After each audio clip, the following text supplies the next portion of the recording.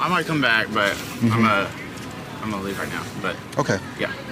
We'll do an interview one day. Could we please do? I would love to do an interview with you because you said something so interesting and intriguing that time. We can talk about it. I would love to talk about that at some point. Yeah. For sure. Okay, Hayden. Okay. Well, I appreciate you coming up to me. I know some of the leaders of some of the groups here are not happy with what I'm doing. For sure. Because I'm asking questions that challenge people who may be unprepared to adequately justify why they think these things are true. Yeah. And it could cause doubt and cause a person to stop believing something that may in fact be true. Yeah. I get that. For sure. However, if you're working a table to promote a specific belief, then I would think that you probably have some good reasons for at least thinking that it's true. For sure. Yeah. Okay. All right. I'll see you in, I might come back here in like 10 minutes, all right? In 10 minutes? Yeah. Okay. That's good. That gives me enough time to get some fresh water and that type of thing. Okay. All right. See you, man. See you around. Take it easy. Thanks for coming by. Yeah. Thank you.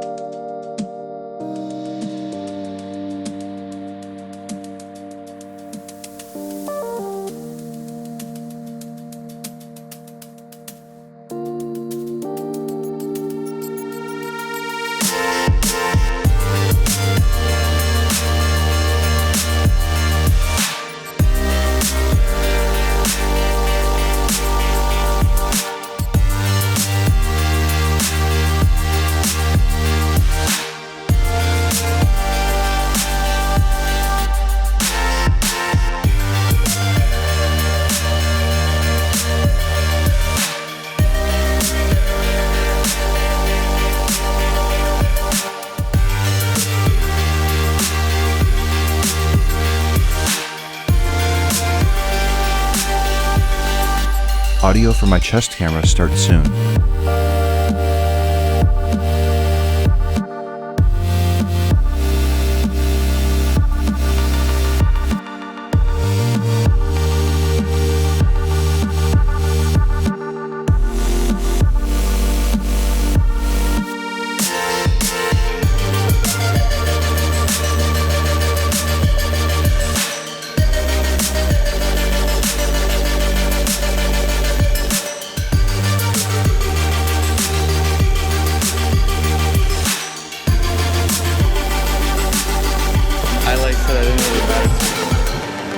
It doesn't matter to you if your belief is true. Right. Yeah. The lifestyle that you are able to achieve for believing it outweighs the importance of believing true things.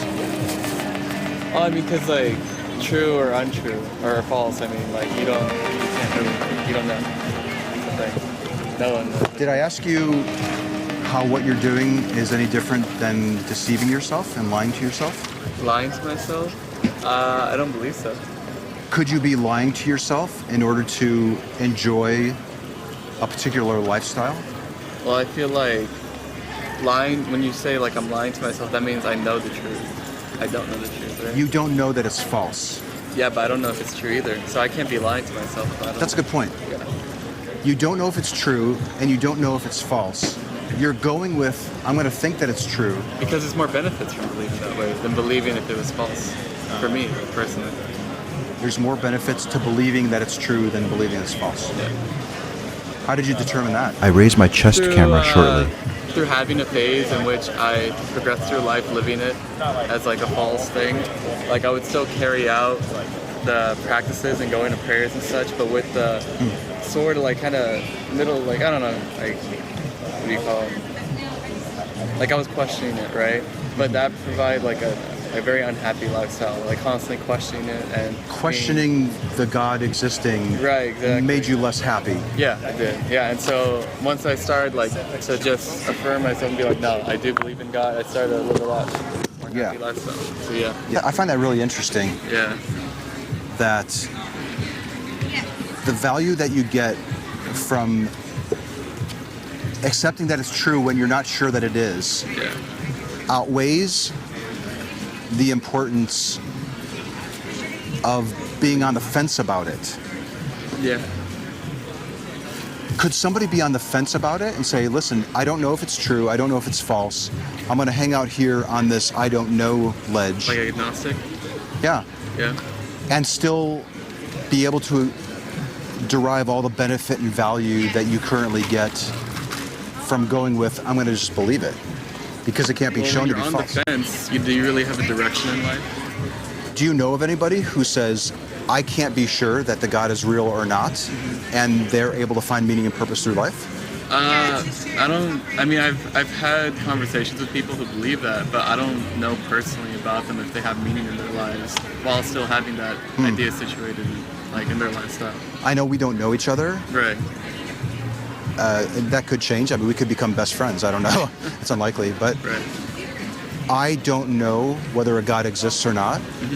I am on the fence on being able to say that I know it one way or the other. Right. And I find I have tremendous meaning and purpose and happiness. Okay. So I might be one of the first people that you met who we've actually dialogued where I don't need to tell myself that it's true in order to maintain a certain degree of happiness or meaning and purpose. I think there's like a lot of factors that come into regard with it. Like for me personally, the reason why that doesn't work for me is because I've lived my whole life believing in God, right? In this one God, like Allah, like I'm a Muslim. And then I had that phase of uncertainty. And so I've just kind of been like, when I was going through that phase, I was opposing what I've been learning for 17 years, 18 years, you know what I mean? Yeah. So that's why it provided me with such an unhappy lifestyle, because it was opposing everything I've been built up That to. totally makes sense. Yeah. And so I was like, I'd be surprised if it didn't. Yeah, exactly. You know? So what you're saying, do you mind if I record this again? No, I don't. Okay. I was actually gearing up to do another interview. There's a guy coming back, so I might have to cut it short, but... Yeah, for sure. Oh, no, I got to eat anyway, so... like if Can we just do like 3 minutes? Oh, yeah, maybe? no, yeah, for sure. What you're describing makes complete sense. Right, yeah. So if I was raised to believe in Allah, Yeah. or Vishnu, or Jesus, Yeah. or even that there was no God, and then I came to a point in my teens where I'm like, I'm starting to question this, Yeah. and then I'm noticing that it's distancing myself from the community and the family and all these Right, wonderful things that got me to this point. I can absolutely understand how the cost might be too high Right, exactly. to say, I can't believe this Right. because of all the benefits that come with believing that it's true. I Exactly totally what it is, get that. Yeah. However, there are people Yeah. who discover that they don't have good reasons for thinking that it's true. And they recognize that there might be a cost for acknowledging to, at the very least, myself, Yeah. or to other people, which could be even harder, that I don't believe it or I don't have a good reason to believe it. Yeah. And they're willing to incur the cost associated with having to rebuild Right. and having to find ways to get meaning and purpose and happiness other than thinking that Allah is real. See, I think that's a big priority issue as well. Because I feel like whenever, like, if you have that determination and motivation to go out and completely rebuild yourself after that phase, you got to make that your top priority. You can't have, like, other things be distracting you with that, because that's, like, such a set mentality for almost, like, every individual, like, you know, in society. You know, like, they either believe something or they don't, right? And so when you need to rebuild yourself, I feel like you got to really set that, because, like, religion, like, I feel like that sets up, like, a lifestyle for you, right? And in the process of rebuilding, you don't like have that lifestyle set out for you. That's what you're trying to rebuild. And so that requires like a lot of energy and time and motivation. And I think like a lot of people don't go through that path like how I didn't, is because it requires so much, and I have so much other stuff going on. No, I understand. You're a busy college student. You probably have a part-time job or something, and you have all these demands for your time. And I get it. Like, I understand acknowledging the amount of effort it's going to take to contemplate what life might be like and how to build it to get there, to achieve the same level of comfort and happiness and meaning and purpose that you're currently getting. I get it. Like, it's not a cheap move. It's a pricey move. For sure.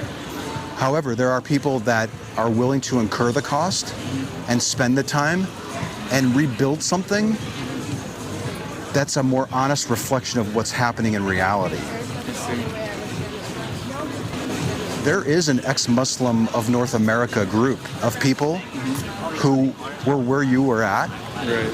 and they found community. They found a way to achieve their current level of happiness, or maybe even more, because now they're not having to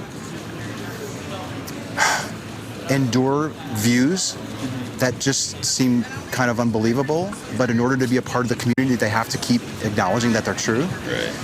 They found a new life, a new meaning and purpose. That's based in reality. That's based in saying, I don't know. I don't have a good reason for thinking that that's true at the moment. But I get you. I understand where you're that at. state, though, that's what conflicts with me, though. Is that state causes me unhappiness. What's the state of what? State of I don't know. I don't know causes you. I don't know. Yeah. Ah. That was the whole point. How do I you? was on the fence. Yeah. Days, yeah. You don't like saying I don't know. No, I don't. No. Do I you- hate uncertainty. You hate uncertainty. Yeah. Wow.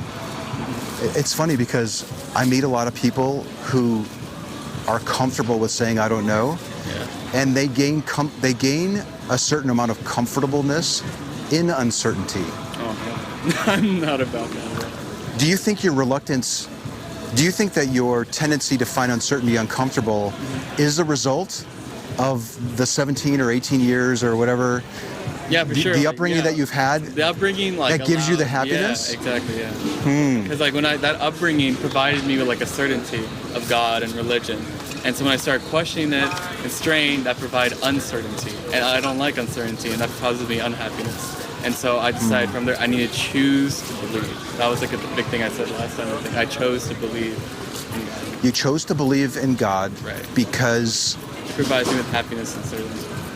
it provides you with happiness and certainty. And admitting, it sounds like what you're saying is, admitting that I don't know whether this God is real or not results in uncertainty, and uncertainty brings me the opposite of happiness. Yeah. Sadness, maybe. Yeah, because it's just like constant questions, questions Yeah. that I can't find the answers to. I don't think questions that scientists can't answer. Like, it's just like, like very like discrete questions that really no one can give you a good answer for. Let me ask you, Yeah. despite the sadness or unhappiness that uncertainty could possibly cause somebody, Yeah. if we truly don't know the answer to something, what is the honest response that a person should give? Honest response. When you don't know something that you don't know, right? You don't know. If we don't know something, I think saying I don't know should actually be celebrated. Yeah. That uncertainty is actually valuable because uncertainty can actually inspire us to go out and find the real answers. And Because if I just I don't like saying I don't know. I don't like uncertainty. I'm choosing to believe that this is true because I get happiness from it. Could potentially pull us away from figuring out what's really happening. but that's where you weigh the importance. Do you value more just you being happy the easy way, or do you value you stressing out and going out of your way to find out what's really true?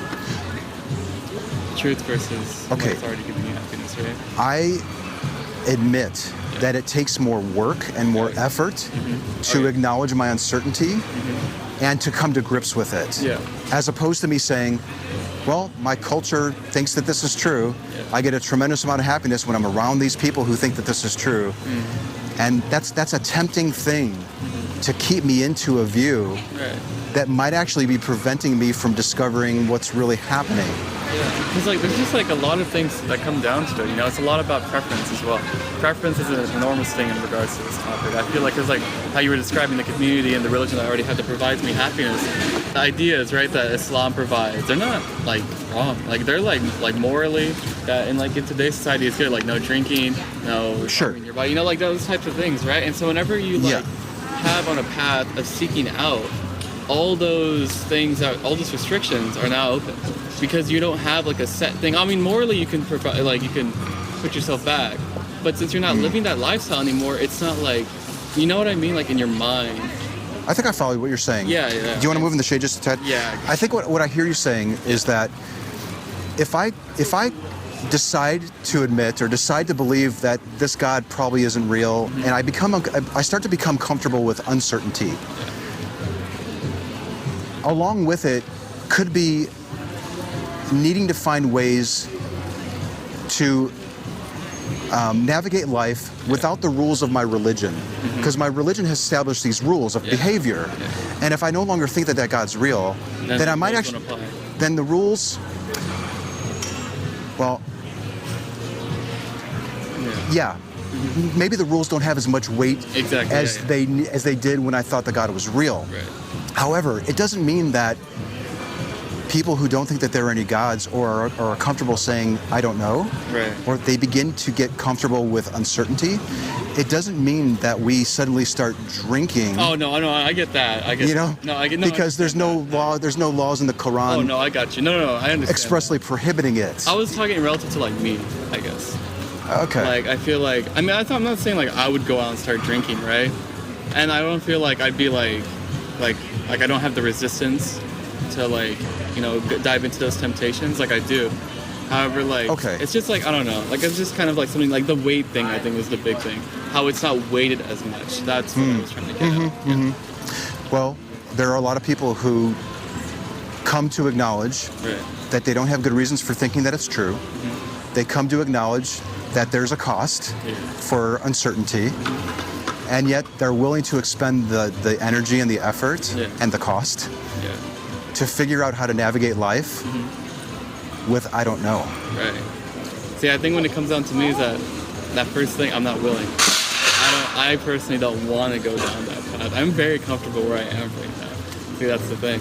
Yeah. So even though, like, that's great. Honestly, like, I'm really glad that people who were Muslims before are now ex-Muslims and have navigated that path and devoted that time and everything to find what they were looking for. Like, that's great, But, like, I know for myself that I'm pretty comfortable here. And, like you said earlier, like, a busy college student and everything.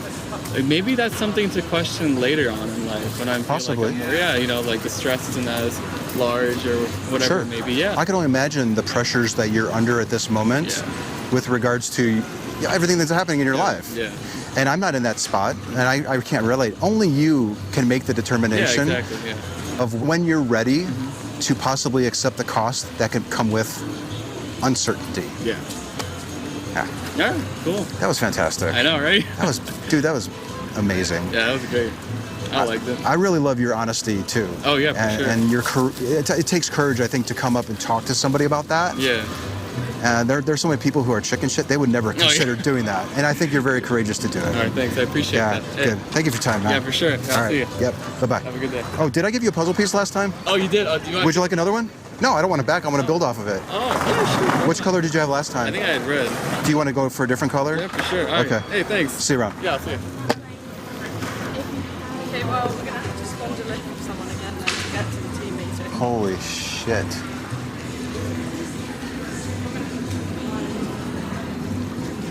Wow.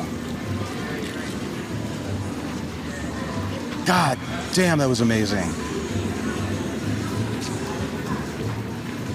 Second conversation with a Muslim. That was my second conversation. I can't remember his name, but I'm pretty sure I have it on the first exchange. He's a Muslim who thinks that it's too difficult to acknowledge uncertainty, to say I don't know. And we talked about the cost that might come along with uncertainty.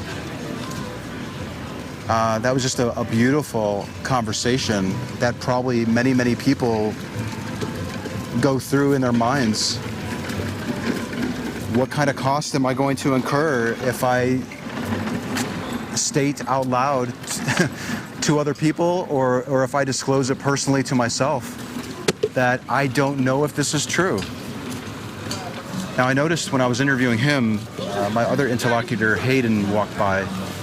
He was planning to come back and do an interview with me in 10 minutes, and I saw him walking by in the background, but I couldn't bring myself to ending that interview to do the one with him. So we're gonna unfortunately have to, I don't know. I hope he comes back up again. I do think that in that exchange that I did a little bit more telling than asking than you might normally see in my interviews. But I thought it was really important for him to be aware that there is a community of Muslims, former Muslims. I guess they're culturally Muslim, and they don't believe in Allah anymore. They're comfortable with I don't know. They're comfortable with uncertainty. And I thought it was really important for him to be aware of it. I got the impression that he was not aware that group was out there, because later on in the conversation he mentioned it. So I think that stood out to him. And I'm really glad that he's now aware that that's a possibility. Okay, if you want to weigh in on that, you can go ahead and unmute your microphones and jump in. Did he shift much from the first talk? I don't know. That's a great question. I barely remembered him at the start. He looked familiar to me, but I didn't even remember the conversation, the topic, details of it. I just didn't remember. So yeah, I'll have to watch the first one. I'm getting a little bit of an echo. I'll have to watch the first one to see if this is an evolution from his earlier. I think we did talk about I don't know a little bit.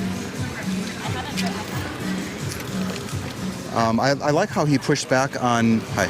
I like how he pushed back when I said something like, "Are you deceiving yourself or are you lying to yourself?" And he's like, "Well, it's not lying if you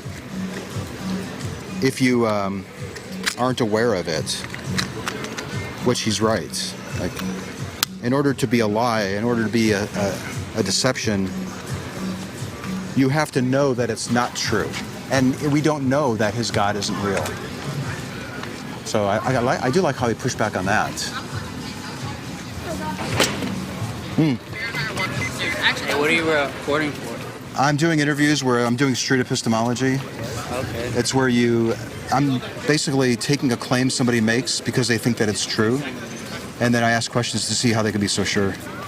Okay. So maybe, I notice you have a cross around your neck, so maybe you think God is real. I ask questions to see why you think that's the case and how you could be so sure. Okay. Well, honestly, I wear this because I was raised Christian, but I believe in a higher power. You know what I'm saying? I don't think he's necessarily God, Buddha, or Allah. Huh. If you weren't raised to think that there was a God, would you be walking around with a cross on your neck? Damn, I don't know. Maybe one day. Because sometimes people wear it for fashion. I don't know, honestly. That's a good answer. That's a good question. Maybe you can give some time to think about it and then come back later when you're not with your friends and we'll talk about it some more. Okay, what was your name? My name's Anthony. Hey, I'm DJ. Thanks, DJ. Here's my, you can look more into what I'm doing there. Thank you. 34 days later. The big question that I always asking is why, specifically to myself, is why am I different or why is someone else different from me? Mm-hmm. That's the question that I like to wonder a lot. It's great to wonder, isn't it? It kind of sucks sometimes. Why does it suck sometimes? It's I focus all my time on that, and it's just well, great. I'm glad I got a 0 on my test now. Okay. Hey, what's up, Zain? Do you got a few minutes? I was just gonna get food at the Oh, okay. I'd love to talk with you again. Oh yeah, for sure. Yeah? Sorry. Maybe. Let's see. Okay. Okay. Let me leave you with this. To refresh your memories, Zain is Muslim. He's an example of a person where I'm not going to upload any of our previous conversations until the semester's over or we have that third chat, because I don't want to influence the third conversation in any way, positively or negatively. So I'm going to have to sit on that one for a while. For some reason, the second talk doesn't start right from the very beginning. It's just maybe a minute or two in. But he basically said that choosing to believe that it's true, that the Muslim God is real, brings me happiness. And it's not a good time in my life to start questioning these things and jeopardize the happiness that this belief is giving me. So one of the first questions I'd like to ask him if he does come back is he pretending that something is true? Yeah, is he pretending that it's true? Or maybe even Boghossian's, are you pretending to know something that you don't know? I think I also want to ask him, after we maybe explore that a little bit, would be, because he was saying something like, it's just not a good time in my life to do it. I'm a busy student. I've got lots of things going on. I've got a job. And it's just not the right moment to do it. So I wanted to ask him, when does he think would be the right moment to question his beliefs to the point where it might interfere with his ability to derive happiness from it? That's what I'd like to ask him. How would he answer that? In 3 years after I graduate? Okay, it's 3 years after you graduate. Now you're looking for a job, or you've just started a job. Is that going to be the right time? How about after you meet somebody and decide to get married, maybe? Maybe you decide to adopt or have kids. Is that going to be the right time to start questioning it? Let's say the kids are now driving, or maybe they moved out of the house and now they're away at school. Is that the right time to do it? I want to explore that with him. I wonder what he'd say. Could you be 75 years old and on your deathbed wishing that you had questioned it earlier?